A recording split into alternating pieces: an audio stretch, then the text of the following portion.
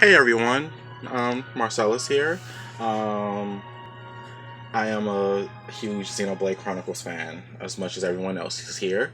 I pretty much did a video to show off a few things on what I did far as super bosses that I faced within the past several days, and I'm going to show what blades that have I been using and what abilities I've been using for each particular blade. For example, this was Rex's team I've been using. I've been using Mithra, and Rock as my build. And like for here, his accessories is the diamond. Restores 9 HP of damage dealt after successful auto attack. And the modern metal, he absorbs 17% of damage, just critical damage, and heals himself. So that's a pretty awesome build for those who wants to keep spamming the same moves over. I know I'm not the only one who kept constantly spamming double spinning edge every time. um Now for Mithra, I've used this particular core chip called the Shooting Star. I do believe I can get this from the Tyrano, I believe. If not that, I think it's one of the super bosses that's in the world tree. It's a pretty interesting, build for Mithra. And then her aux cores I use for her is critical up. Because this is a crit based build, so and art heals. Restores 5% when using driver art. So it's a pretty unique, interesting thing when it comes to Mithra. Her blade growth, as you can see, it's completely done. So there are a lot of interesting boosts when it comes to like topple, um, guard and nailing attacks, and so on and so forth. It's pretty useful. And then max affinity with foresight. It's awesome. It's very awesome. So it's like only based off of what you want to do your team based off of. Now for Nia, this is the most current core chip I have for her, which is satellite stellar. So I think I use this for getting Ophilion's core crystal. After you get the you beat Ophelion, you get the this key card. You open a particular door at the road tree, and you get 10 of the core crystals core chips that's included in there. So that's pretty much what I use with Nia as far as her weapon. Right now I'm pretty much almost done. I'm still working on this. I'm close. I'm very close. I'll be working on that probably by the end of the night. Um, but the cores I use with her is HP boost. As you can see, damage heal 5 and of infinite affinity max barrier 5. So she's pretty much an attack heal like Mithra, but it's not crit based. It's like just standard attack, and she's mostly the healer that I'm going to always have. If I don't have her in her as a blade, well, not a blade but a driver. So yeah, it's pretty interesting. And then let's not to mention Rock, good old Rock. I use meteorite size for him. Um, I think you get this from the Tyrano. That's in Temperantia, however you pronounce that area.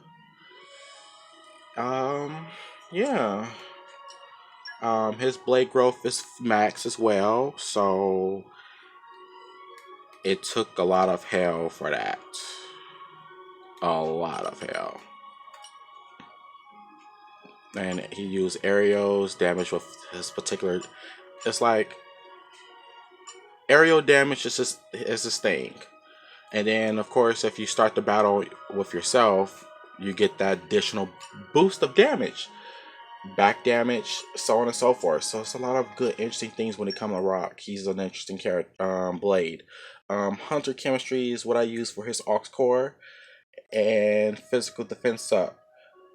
a lot of people question me between physical defense and using like one of the outdoor indoor aux cores. I just use this more because rock is more of the go-to when I know my health is low. I switch into rock for that last minute. I try to keep certain damage up as desperation. So yeah. Um Now I'm going to switch it to Morag. Our good old tank Morag. I use Morag a little bit more than Tora for certain reasons, and but mostly with the unique bosses. That's what I've been using. As far as her accessories, I've used in the Garden Metal, and then the optical headband. I know there's a higher optical headband. I just have to find it. I might have it. I don't know. Let's see. Do I have it?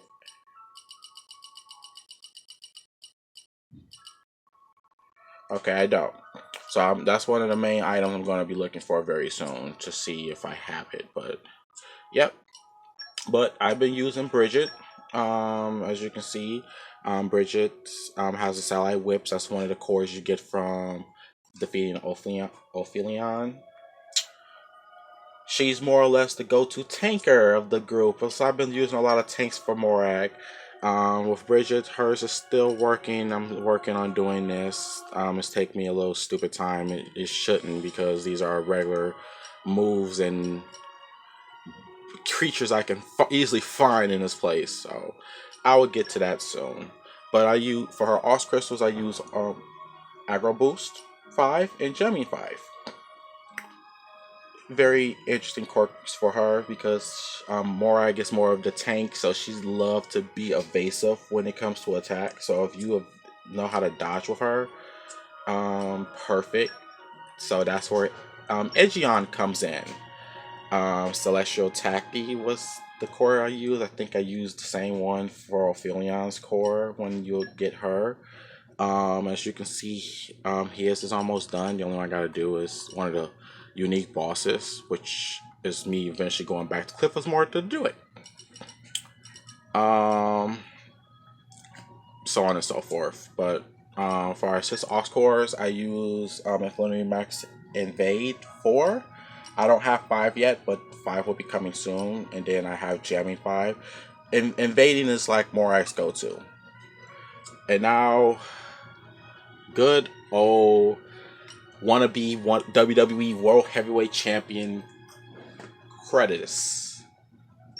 I know I'm pronouncing the name wrong, but whatever. Royal Guard is the only thing. Tyrano's Blade, you can't equip no core chips with them. So whatever blade, unique weapon they have, that's their weapon. His is almost done as well. Actually, I don't know what the heck I need to do. Oh, I just gotta use a particular move, which is always their level 2 blade combo, and then 50 no pawns. What do you do? Right now I'm using auto attack stealth 3 because I don't have 4 or 5, but I will be looking for that soon. And I have aggro attack up 5 because he's the tank. He likes to draw in the enemy, so that gives Morag a awesome edge. And then good old Zeke, the Zekinator, Zeke von Gembu, bringer of chaos. His I've had a accessory slot, so I pumped this to 3. So he has the burst symbol for Herald, or when it comes to certain chain attacks. So that's a good, interesting, unique combination. And I use these two for Herald and Sheba, because Sheba is supposed to be a one-hit KOer to certain high-level enemies. Depends. And then cannon attachment, because I use a lot more ether for that. So this is a Herald slash Sheba build. I do have a few switches out for Pandoria, but I currently don't have one of the hidden talents that I need, which is this one. Everyone should know. Unleash Shining Justice. That's a it one of the I heard one of the best OP moves for Zeke and Pandoria. So once I get that, then I could use Pandoria and Zeke with their fullest potential. Now, with Pandoria, I got the bigger bag. I do believe I got this from the Tyrannosaurus. If not the Tyrannosaurus, it might have been um the World Tree's unique boss after you defeat a Malthus. It increases critical damage by 25%. Interesting. Very, very, very, very, very cool. She's done, as you can see. So yay. I was thrilled to get her done. So that's very cool. And then her aux cores, I have critical up 5 because she's a crit base machine hunter. Because when it comes to a lot of machines, their weakness is electric. So why not?